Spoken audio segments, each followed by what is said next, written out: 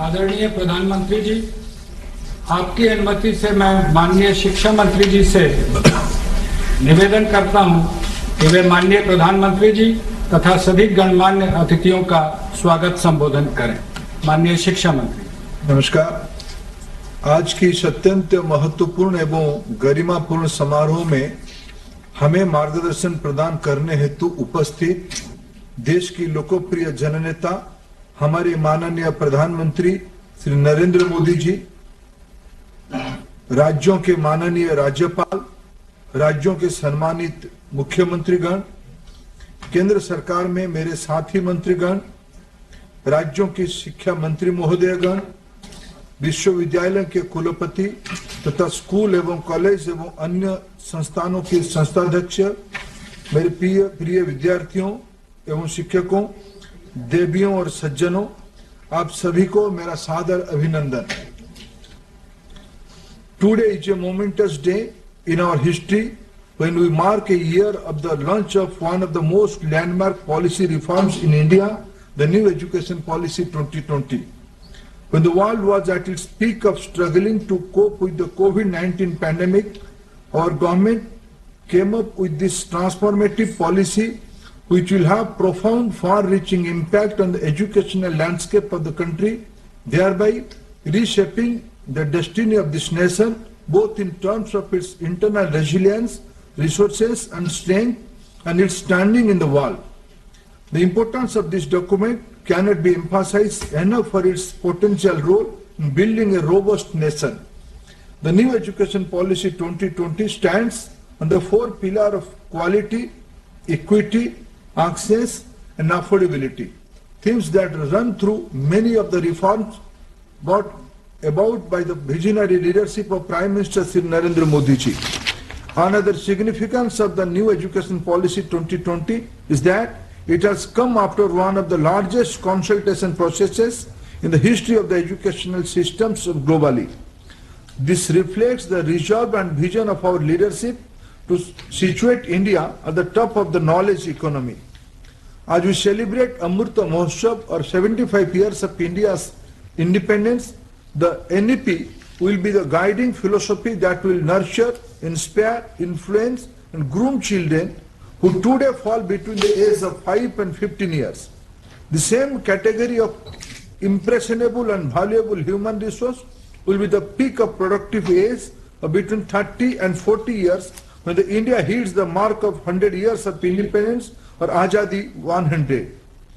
New Education Policy 2020 prepares this age group as global citizens who exhibit the keen disposition to shoulder collective responsibilities in the face of natural disasters or finding solutions for issues that confront humanity as a whole, solutions that cut across boundaries of culture.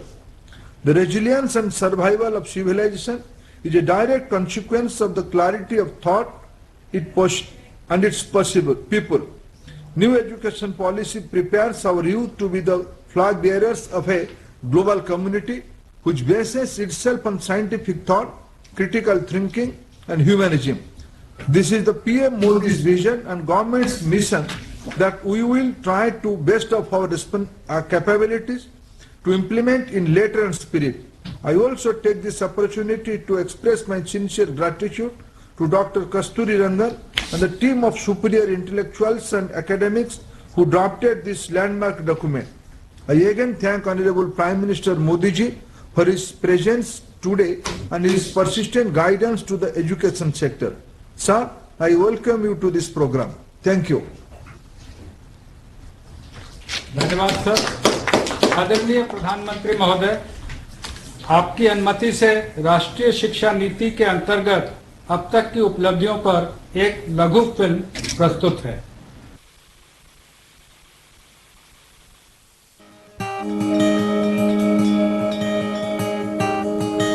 29 जुलाई 2020 को भारत सरकार 34 वर्षों के अंतराल के बाद एक नई राष्ट्रीय शिक्षा नीति लेकर आई। उद्देश्य था नई पीढ़ी को नई सदी की मांग के अनुरूप योग्य बनाना। ये पॉलिसी 21वीं सदी के नौजवानों की सोच, उनकी जरूरतें उनकी आशाओं, अपेक्षाओं और आकांक्षाओं को देखते हुए बनाने का व्यापक प्रयास हुआ है। राष्ट्रीय शिक्षा नीति में ऑनलाइन शिक्षा को प्राथमिकता और प्रोत्साहन दोनों दिया गया है, जिसके सफल परिणाम कोरोना महामारी के दौरान भी सामने आए। पीएमई विद्या कार्यक्रम के अंतर्गत ऑनलाइन, टेलीविजन एवं कम्युनिटी रेडियो के माध्यम से पढ़ना लिखना चालू रहा। One nation one digital platform से प्रेरित दीक्षा में स्कूल पाठ्यक्रम पर आधारित 1,85,000 से अधिक ई कंटेंट 32 भाषाओं में उपलब्ध किए गए। एक वर्ष में इस प्लेटफॉर्म पर हिट्स की संख्या 200 करोड़ से बढ़कर 2300 करोड़ हो गई है। जेईई एंड नीट की ऑनलाइन परीक्षाएं भी हुई, जिससे किसी विद्यार्थी का कोई सत्र व्यर्थ नहीं होने दिया गया। अभी नया सिस्टम आ गया, ऑनलाइन क्लासेस होने लगी है, तो जो हम स्कूल नहीं जा पा रहे थे अब हम वो घर से पढ़ सकते हैं। यूजीसी ने ऑनलाइन शिक्षण के नए दिशा निर्देश जारी किए। ऑनलाइन कार्यक्रमों की संख्या अब 37 से बढ़कर 216 और संस्थाओं की संख्या 7 से बढ़कर अब 41 हो गई है। ऑनलाइन शिक्षण के लिए निर्मित स्वयं MOOCs पोर्टल, जिस पर वर्तमान में 814 डिग्री और डिप्लोमा कोर्स उपलब्ध हैं। गत वर्ष में 54 लाख छात्रों ने उस पर एनरोलमेंट कराया। इस नई नीति से भारत में पढ़ने आए विदेशी बच्चों को भी हमारी सुदृढ़ व्यवस्था का लाभ मिला है। I'm from Cameroon. I'm very thankful for the government of India to give me the opportunity to pass off my education here in this great university. एक तरफ निष्ठा के अंतर्गत लगभग 24 लाख प्रारंभिक स्तर के शिक्षकों को प्रशिक्षित किया गया है, तो गत एक वर्ष में स्किल डेवलपमेंट मंत्रालय द्वारा 1 लाख स्वास्थ्य कर्मचारियों को भी प्रशिक्षित किया। राष्ट्रीय शिक्षा नीति के अंतर्गत सार्थक की रचना हुई, जो स्कूली शिक्षा में राष्ट्रीय शिक्षा नीति के सुचारू क्रियान्वयन के लिए एक कॉम्प्रिहेंसिव एक्शन प्लान है। इसी नीति द्वारा राष्ट्रीय अभियान निपुण भारत की भी शुरुआत की गई, जिसका लक्ष्य बच्चों को समझ के साथ पढ़ने और बुनियादी गणना की क्षमता को खेल खेल में विकसित करना है। स्कूल बैग के वजन और होमवर्क को कम करने के लिए दिशा निर्देश दिए गए और बच्चों के मानसिक स्वास्थ्य और तनाव से संबंधित समस्याओं का समाधान करने के लिए मनोदर्पण पोर्टल और हेल्पलाइन नंबर भी लॉन्च किया गया है। राष्ट्रीय शिक्षा नीति में कक्षा 6 से ही coding, data science, financial literacy और हैंडीक्राफ्ट के वोकेशनल कोर्सेज को भी शामिल किया गया है और कक्षा 10वीं और 12वीं के लिए सीबीएसई द्वारा कॉम्पिटेंसी बेस्ड एग्जाम्स की चरणबद्ध तरीके से शुरुआत की गई है। गत एक वर्ष में उच्च शिक्षा संस्थाओं ने कोविड संबंधी अनेकों शोध अनुसंधान किए और हमारे कई संस्थानों की ग्लोबल रैंकिंग में सुधार हुआ है। एक तरफ जहां राष्ट्रीय शिक्षा नीति भारत के शिक्षार्थियों को विश्व से जोड़ती है, तो वहीं दूसरी तरफ उनमें एक भारत श्रेष्ठ भारत की अवधारणा को भी सशक्त करती है, नए भारत की आत्मा को प्राथमिकता देती और हमारी युवाओं को 21वीं सदी में अपनी पहचान बनाने के लिए तैयार कर रही है नई शिक्षा नीति।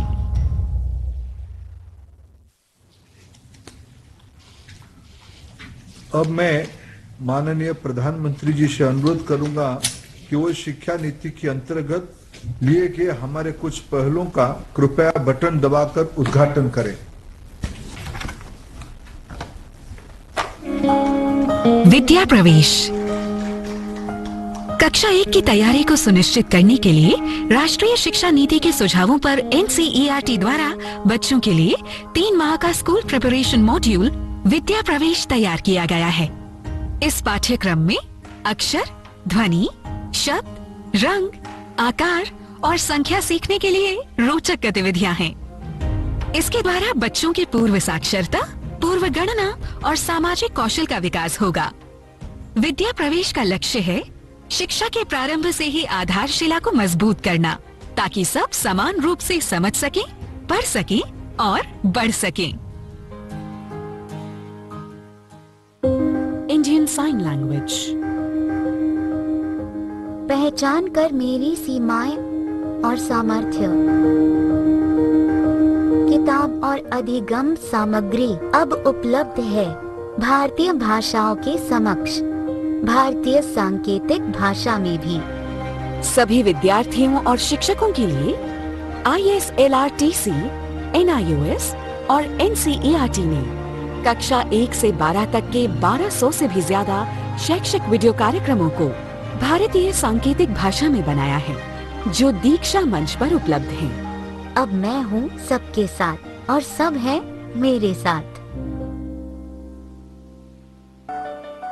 निष्ठा 2.0 दुनिया का सबसे बड़ा शिक्षक प्रशिक्षण कार्यक्रम, ताकि शिक्षक बच्चों की प्रतिभा को परखकर विकसित कर सके। प्राथमिक स्तर पर शिक्षकों के प्रशिक्षण के बाद अब निष्ठा अपने नवनिर्मित 68 मॉड्यूल द्वारा माध्यमिक स्तर के 10 लाख शिक्षकों को प्रशिक्षित करने के लिए तैयार और प्रतिबद्ध है। निष्ठा 2.0 स्कूल प्रमुखों और शिक्षकों की समग्र प्रगति को सुनिश्चित करने हेतु राष्ट्रीय पहल। सफल structured assessment for analysing learning. CBSE के 25,000 स्कूल्स के ग्रेड 3, 5 और 8 के 50 लाख बच्चों के लिए तैयार किया गया है।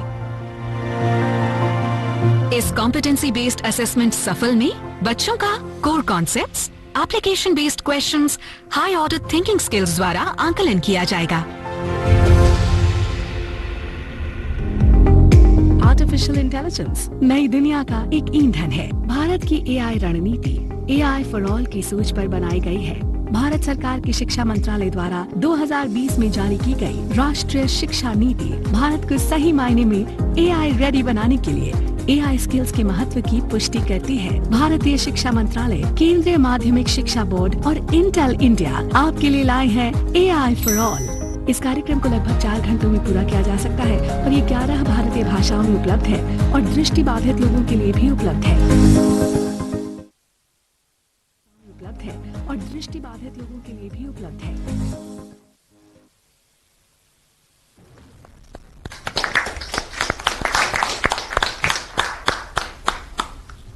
अब मैं माननीय प्रधानमंत्री जी से एक बार फिर अनुरोध करूंगा कि वे हमारे कुछ अन्य पहलों का कृपया बटन दबाकर उद्घाटन करें।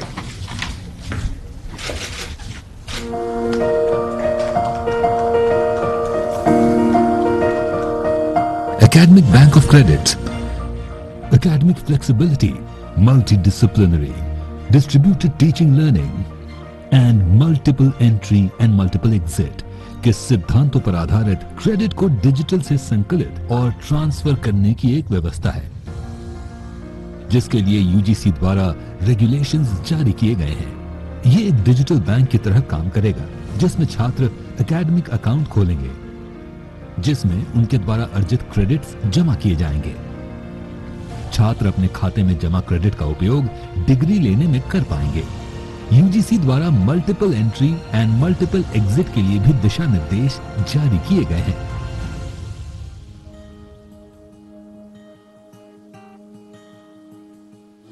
नई शिक्षा नीति का उद्देश्य छात्रों के समग्र विकास को सुनिश्चित करना है।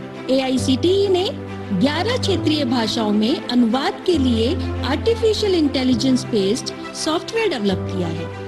शिक्षा को सभी की पहुंच में लाने के लिए इस सॉफ्टवेयर के माध्यम से क्षेत्रीय भाषाओं में पाठ्यक्रम तैयार किए गए हैं। Internationalisation of higher education. भारतीय और विदेशी उच्च शिक्षण संस्थानों के बीच परस्पर सहयोग बढ़े। इसके लिए UGC ने क्रेडिट ट्रांसफर के साथ उच्च शिक्षण संस्थानों के बीच ट्विनिंग व्यवस्था के लिए दिशा निर्देश तैयार किए हैं। इससे जहां हमारे छात्रों को ग्लोबल स्तर की शिक्षा का लाभ मिलेगा, वहीं विदेशी छात्रों के आने से विश्व पटल पर हमारी संस्थाओं की साख बढ़ेगी। NDEAR national digital education architecture digital first की सोच पर आधारित शिक्षा का सबसे बड़ा डिजिटल इंफ्रास्ट्रक्चर होगा। ये ओपन सोर्स और ओपन स्टैंडर्ड पर आधारित होगा, ताकि राज्य, केंद्र शासित प्रदेश, प्राइवेट एंटरप्रेन्योर्स इस इंफ्रास्ट्रक्चर का इस्तेमाल करके innovative future ready education solution बनाएंगे। ये एक ऐसा डिजिटल इंफ्रास्ट्रक्चर है जहां टीचिंग, लर्निंग, प्लानिंग और गवर्नेंस को एक साथ जोड़ा जाएगा, जिसका लाभ देश के हर स्कूल से लेकर कॉलेज के विद्यार्थी, शिक्षक समुदाय और अभिभावक ले सकेंगे। डिजिटल भारत में शिक्षा पर सबका समान अधिकार हो, इस दिशा में क्रांतिकारी प्रयास है एनडीएर। स्कूल शिक्षा विभाग तथा आईटी मंत्रालय द्वारा तैयार किया गया national digital education architecture. National educational technology forum शिक्षा के विभिन्न आयामों में टेक्नोलॉजी के इस्तेमाल के लिए एक राष्ट्रीय मंच का निर्माण है। एनईटीएफ प्रशासन, शिक्षण, मूल्यांकन, नियोजन आदि आयामों में टेक्नोलॉजी के उपयोग पर केंद्रीय एवं राज्य सरकार को परामर्श देगा।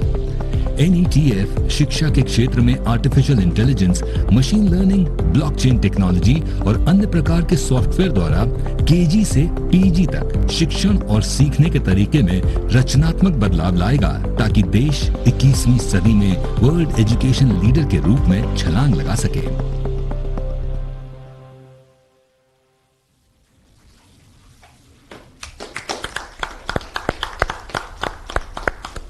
Now I request Honorable Prime Minister to address this August digital gathering. Honorable Prime Minister.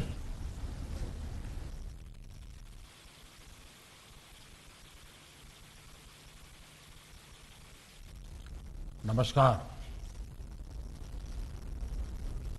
कार्यक्रम में मेरे साथ जुड़ रहे कैबिनेट के मेरे सभी सहयोगीगण, राज्यों के माननीय राज्यपाल, सभी सम्मानित मुख्यमंत्री, उप मुख्यमंत्री, राज्य सरकारों के मंत्रीगण, उपस्थित शिक्षाविद, अध्यापकगण, सभी अभिभावक और मेरे प्रिय युवा साथियों,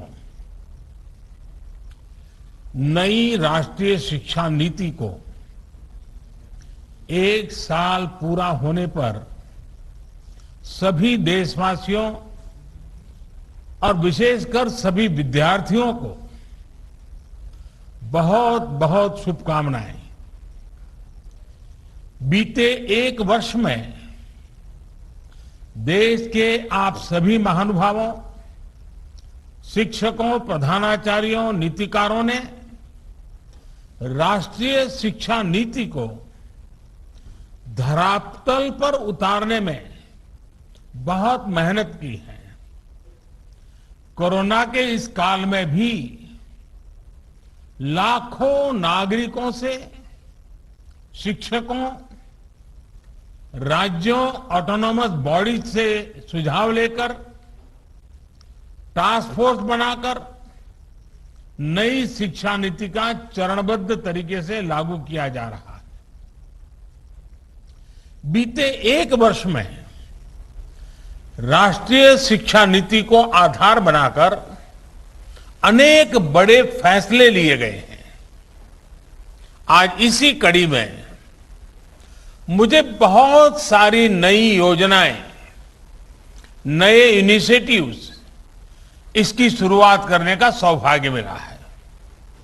साथियों, ये महत्वपूर्ण अवसर ऐसे समय में आया है जब देश आजादी के 75 साल का अमृत महोत्सव मना रहा है। आज से कुछ ही दिन बाद 15 अगस्त को हम आजादी के 75वें साल में प्रवेश भी करने जा रहे हैं। एक तरह से नई राष्ट्रीय शिक्षा नीति का इम्प्लीमेंटेशन आजादी के अमृत महोत्सव का प्रमुख हिस्सा बन गया है। इतने बड़े महापर्व के बीच राष्ट्रीय शिक्षा नीति के तहत आज शुरू हुई योजनाएं नए भारत के निर्माण में बहुत बड़ी भूमिका निभाएगी। भारत के जिस सुनहरे भविष्य के संकल्प के साथ आज हम आजादी का अमृत महोत्सव मना रहे हैं, उस भविष्य की ओर हमें आज की नई पीढ़ी ही ले जाएगी। भविष्य हम कितना आगे जाएंगे, कितनी ऊंचाई प्राप्त करेंगे, ये इस बात पर निर्भर करेगा कि हम अपने युवाओं को वर्तमान में यानी आज कैसी शिक्षा दे रहे हैं, कैसी दिशा दे रहे हैं। इसलिए मैं मानता हूं भारत की नई राष्ट्रीय शिक्षा नीति राष्ट्र निर्माण के महायज्ञ में बड़े फैक्टर में से एक है और इसलिए देश ने इस शिक्षा नीति को इतना आधुनिक बनाया है, इतना फ्यूचर रेडी रखा है। आज इस कार्यक्रम में जुड़े अधिकांश महानुभाव नई राष्ट्रीय शिक्षा नीति की बारीकियों से परिचित हैं, लेकिन ये कितना बड़ा मिशन है, इस एहसास को हमें बार बार याद करना ही है। साथियों, देश भर से हमारे कई युवा स्टूडेंट्स भी इस कार्यक्रम में हमारे साथ हैं। अगर इन साथियों से हम उनकी आकांक्षाओं के बारे में, सपनों के बारे में पूछें तो आप देखेंगे और डिजिटल इंडिया को नई गति दे रहे हैं। आप कल्पना करिए, इस युवा पीढ़ी को जब इनके सपनों के अनुरूप वातावरण मिलेगा तो इतनी शक्ति कितनी ज्यादा बढ़ जाएगी। और इसलिए नई राष्ट्रीय शिक्षा नीति युवाओं को ये विश्वास दिलाती है कि देश अब पूरी तरह से उनके साथ है, उनके हौसलों के साथ है। जिस आर्टिफिशियल इंटेलिजेंस के प्रोग्राम को अभी लॉन्च किया गया है, वो भी हमारे युवाओं को फ्यूचर ओरिएंटेड बनाएगा, एआई ड्रिवन इकोनॉमी के रास्ते खोलेगा। शिक्षा में ये डिजिटल रिवॉल्यूशन पूरे देश में एक साथ आए, गांव शहर सब समान रूप से डिजिटल लर्निंग से जुड़े, इसका भी खास ख्याल रखा गया है। नेशनल डिजिटल एजुकेशन आर्किटेक्चर यानी एनडीआर और national education technology forum NETF इस दिशा में पूरे देश में डिजिटल और टेक्नोलॉजिकल फ्रेमवर्क उपलब्ध कराने में अहम भूमिका निभाएंगे। युवा मन जिस दिशा में भी सोचना चाहे, खुले आकाश में जैसे उड़ना चाहे, देश की नई शिक्षा व्यवस्था उसे वैसे ही अवसर उपलब्ध कराएगी। साथियों, बीते एक वर्ष में आपने भी ये महसूस किया होगा कि राष्ट्रीय शिक्षा नीति को किसी भी तरह के दबाव से मुक्त रखा गया है। जो ओपननेस पॉलिसी के लेवल पे है, वही ओपननेस स्टूडेंट्स को मिल रहे विकल्पों में भी है। अब स्टूडेंट्स कितना पढ़े, कितना समय तक पढ़े, ये सिर्फ बोर्ड्स और यूनिवर्सिटी नहीं तय करेगा। इस फैसले में स्टूडेंट्स की भी सहभागिता होगी। मल्टीपल एंट्री एंड एग्जिट की जो व्यवस्था आज शुरू हुई है, इसने स्टूडेंट्स को एक ही क्लास और एक ही कोर्स में जकड़े रहने की मजबूरी से मुक्त कर दिया है। आधुनिक टेक्नोलॉजी पर आधारित एकेडमिक बैंक ऑफ क्रेडिट इस सिस्टम से इस दिशा में स्टूडेंट्स के लिए रिवॉल्यूशनरी चेंज आने वाला है। अब हर युवा अपनी रुचि में, अपनी सुविधा से कभी भी एक स्ट्रीम को चूज कर सकता है, छोड़ सकता है। अब कोई कोर्स सेलेक्ट करते समय ये डर भी नहीं रहेगा कि अगर हमारे डिसीजन गलत हो गया तो क्या होगा। इसी तरह structured assessment for analysing learning levels, यानी सफल के जरिए स्टूडेंट्स के आकलन की भी वैज्ञानिक व्यवस्था शुरू हुई है।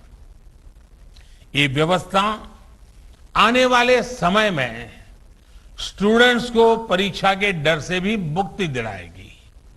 ये डर जब युवा मन से निकलेगा तो नए नए स्किल लेने का साहस और नए नए इनोवेशंस का नया दौर शुरू होगा, संभावनाएं असीम विस्तार होगी। इसलिए मैं फिर कहूंगा कि आज नई राष्ट्रीय शिक्षा नीति के तहत जो ये नए कार्यक्रम शुरू हुए हैं, उनमें भारत का भाग्य बदलने का सामर्थ्य है। साथियों, हमने आपने दशकों से ये माहौल देखा है। जब समझा जाता था कि अच्छी पढ़ाई करने के लिए विदेश ही जाना होगा, लेकिन अच्छी पढ़ाई के लिए विदेशों से स्टूडेंट्स भारत आए, वेस्ट इंस्टीट्यूशंस भारत आए, ये अब हम देखने जा रहे हैं। ये जानकारी बहुत उत्साह बढ़ाने वाली है कि देश की 150 से ज्यादा यूनिवर्सिटीज में ऑफिस ऑफ इंटरनेशनल अफेयर्स स्थापित किए जा चुके हैं। भारत के हायर एजुकेशन इंस्टीट्यूट्स अंतर्राष्ट्रीय स्तर पर रिसर्च और एकेडमिक में और आगे बढ़े, इसके लिए आज नई गाइडलाइंस भी जारी की गई है। साथियों, आज बन रही संभावनाओं को साकार करने के लिए हमारे युवाओं को दुनिया से एक कदम आगे होना पड़ेगा। एक कदम आगे का सोचना ही पड़ेगा।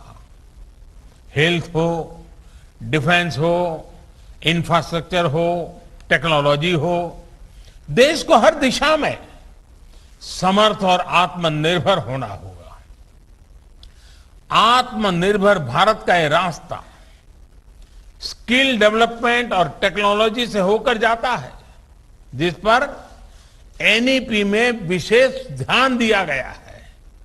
मुझे खुशी है कि बीते एक साल में 1200 से ज्यादा उच्च शिक्षा संस्थानों में स्किल डेवलपमेंट से जुड़े सैकड़ों नए कोर्सेज को मंजूरी दी गई है। साथियों, शिक्षा के विषय में पूज्य बापू महात्मा गांधी कहा करते थे, राष्ट्रीय शिक्षा को सच्चे अर्थों में राष्ट्रीय होने के लिए राष्ट्रीय परिस्थितियों को रिफ्लेक्ट करना चाहिए। बापू के इसी दूरदर्शी विचार को पूरा करने के लिए स्थानीय भाषाओं में मदर लैंग्वेज में शिक्षा का विचार एनईपी में रखा गया है। अब हायर एजुकेशन में मीडियम ऑफ इंस्ट्रक्शन के इसके लिए स्थानीय भाषाओं में भी एक विकल्प होगी। मुझे खुशी है कि 8 राज्यों के 14 इंजीनियरिंग कॉलेज 5 भारतीय भाषाएं हिंदी, तमिल, तेलुगु, मराठी और बांग्ला में इंजीनियरिंग की पढ़ाई शुरू करने जा रहे हैं। इंजीनियरिंग के कोर्स का 11 भारतीय भाषाओं में ट्रांसलेशन के लिए एक टूल भी डेवलप किया जा चुका है। क्षेत्रीय भाषा में अपनी पढ़ाई शुरू करने जा रहे छात्र छात्राओं को मैं विशेष बधाई देना चाहता हूं। इसका सबसे बड़ा लाभ देश के गरीब वर्ग को, गांव कस्बों में रहने वाले मध्यम वर्ग के स्टूडेंट्स को, दलित, पिछड़े और आदिवासी भाई बहनों को होगा। इन्हीं परिवारों से आने वाले बच्चों को सबसे ज्यादा लैंग्वेज डिवाइड का सामना करना पड़ता था। सबसे ज्यादा नुकसान इन्हीं परिवार के होनहार बच्चों को उठाना पड़ता था। मातृभाषा में पढ़ाई से गरीब बच्चों का आत्मविश्वास बढ़ेगा, उनके सामर्थ्य और प्रतिभा के साथ न्याय होगा। साथियों, प्रारंभिक शिक्षा में भी मातृभाषा को प्रोत्साहित करने का काम शुरू हो चुका है। जो विद्या प्रवेश प्रोग्राम आज लॉन्च किया गया, उसकी भी इसमें बहुत बड़ी भूमिका है। प्ले स्कूल का जो कंसेप्ट अभी तक बड़े शहरों तक ही सीमित है, विद्या प्रवेश के जरिए वो अब दूर दराज के स्कूलों तक जाएगा, गांव-गांव जाएगा। ये प्रोग्राम आने वाले समय में यूनिवर्सल प्रोग्राम के तौर पर लागू होगा और राज्य भी अपनी अपनी जरूरत के हिसाब से इसे लागू करेंगे। यानी देश के किसी भी हिस्से में बच्चा अमीर का हो या गरीब का हो, उसकी पढ़ाई खेलते और हंसते हुए ही होगी, आसानी से होगी। इस दिशा का ये प्रयास है। और जब शुरुआत मुस्कान के साथ होगी तो आगे सफलता का मार्ग भी आसानी से ही पूरा होगा। साथियों, आज एक और काम हुआ है जो मेरे हृदय के बहुत करीब है, बहुत संवेदनशील है। आज देश में 3 लाख से ज्यादा बच्चे ऐसे हैं जिनको शिक्षा के लिए सांकेतिक भाषा की आवश्यकता पड़ती है। इसे समझते हुए भारतीय साइन लैंग्वेज को पहली बार एक भाषा विषय यानी एक सब्जेक्ट का दर्जा प्रदान किया गया है। अब छात्र इसे एक भाषा के तौर पर भी पढ़ पाएंगे। इससे भारतीय साइन लैंग्वेज को बहुत बढ़ावा मिलेगा। हमारे दिव्यांग साथियों को बहुत मदद मिलेगी। साथियों, आप भी जानते हैं कि किसी भी स्टूडेंट की पूरी पढ़ाई में उसके जीवन में बड़ी प्रेरणा उसके अध्यापक होते हैं। और हमारे यहां तो कहा गया है, गुरौ न प्राप्यते यत् यत् तत् न अन्य अत्रापि लभ्यते। अर्थात जो गुरु से प्राप्त नहीं हो सकता वो कहीं प्राप्त नहीं हो सकता। यानी ऐसा कुछ भी नहीं है जो एक अच्छा गुरु, अच्छा शिक्षक मिलने के बाद दुर्लभ हो। इसलिए राष्ट्रीय शिक्षा नीति के फॉर्मुलेशन से लेकर इंप्लीमेंटेशन तक हर स्टेज पर हमारे शिक्षक सक्रिय रूप से इस अभियान का हिस्सा है। आज लॉन्च हुआ निष्ठा 2.0, ये प्रोग्राम भी इस दिशा में एक अहम भूमिका निभाएगा। इस प्रोग्राम के जरिए देश के शिक्षकों को आधुनिक जरूरतों के हिसाब से ट्रेनिंग भी मिलेगी और वो अपने सुझाव भी विभाग को दे पाएंगे। मेरा आप सभी शिक्षकों से, एकेडमिशियन से अनुरोध है कि इन प्रयासों में बढ़ चढ़ करके हिस्सा लीजिए, अधिक से अधिक योगदान दीजिए। आप सभी शिक्षा के क्षेत्र में इतना अनुभव रखते हैं, व्यापक अनुभव के धारक है, इसलिए जब आप प्रयास करेंगे तो आपके प्रयास राष्ट्र को बहुत आगे लेकर जाएंगे। मैं मानता हूं कि इस कालखंड में हम जिस भी भूमिका में हैं, हम सौभाग्यशाली हैं कि हम इतने बड़े बदलावों के गवाह बन रहे हैं, इन बदलावों में सक्रिय भूमिका निभा रहे हैं। आपके जीवन में ये स्वर्णिम अवसर आया है कि आप देश के भविष्य का निर्माण करेंगे, भविष्य की रूपरेखा अपने हाथों में खींचेंगे। मुझे पूरा विश्वास है आने वाले समय में जैसे जैसे नई राष्ट्रीय शिक्षा नीति के अलग अलग फीचर्स हकीकत में बदलेंगे, हमारा देश एक नए युग का साक्षात्कार करेगा। जैसे जैसे हम अपनी युवा पीढ़ी को एक आधुनिक और राष्ट्रीय शिक्षा व्यवस्था से जोड़ते जाएंगे, देश आजादी के अमृत संकल्पों को हासिल करता जाएगा। इन्हीं शुभकामनाओं के साथ मैं अपनी बात समाप्त करता हूं। आप सब स्वस्थ रहें और नई ऊर्जा के साथ आगे बढ़ते रहें। बहुत बहुत धन्यवाद।